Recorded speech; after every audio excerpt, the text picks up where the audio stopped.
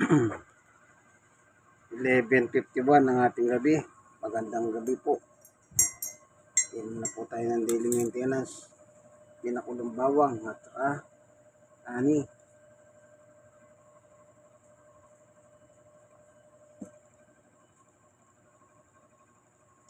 Isa po ko senior citizen.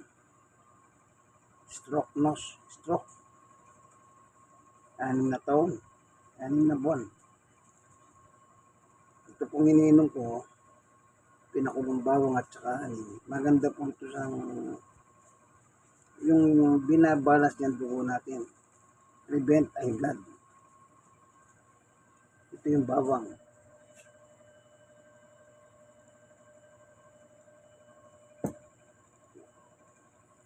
Matagal na akong minom niyan. Marami na akong ginawang ganyan. Iba-iba. Basta yung ani hindi nawawala. Ani kalamasi, o ano bang lemon, gano'n. Minsan, dinalagyan ko pa ng luyan dilaw. Basta yung bawang hindi nawawala. Yung ani, gano'n din. Kaya,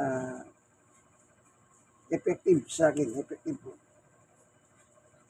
More than 2 years na, hindi na ako minom ng mga gamot ko. Dati meron po akong maintenance para sa stroke. Kaya ako na rin ang kusang uminto. Ito naman ang pinalit ko.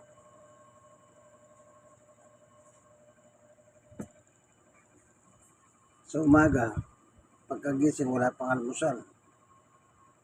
Inom na ako niyan. After 30 minutes, at saka ako mag-almusal.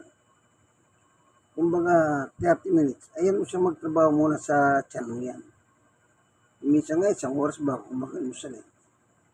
Para sigurado magtrabaho siya na magtrabaho sa tiyan mo eh. Ngayon sa gabi, bago naman ako matulog. Kagaya nito, alas 11 pasado na, alas 12.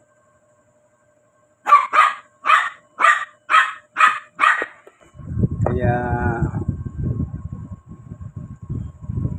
tuloy-tuloy na ako. Pero siyempre, una sa lahat, pinagdadasal ko muna ang kondisyon ko.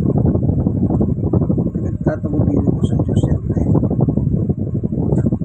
Kaya, nag-iingat din tayo siyempre. Pero una sa lahat, sa Diyos, nagdadasal.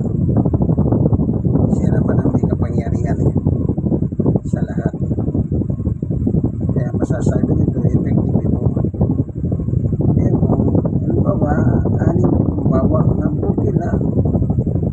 Samayin nila tubig yung bagong kulong.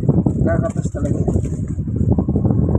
Kakatas talaga. Kaya yung iba kumakain sila ng bawang, ako hindi. Iniinom ko na lang yung katas.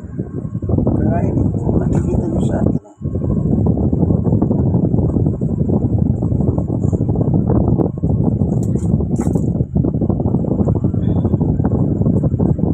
Effective siya sa akin. Ewan ko sa inyo. Yung mga ibang stroke. Hindi ko naman kung sa inyo magiging effective. Pero kung bawang,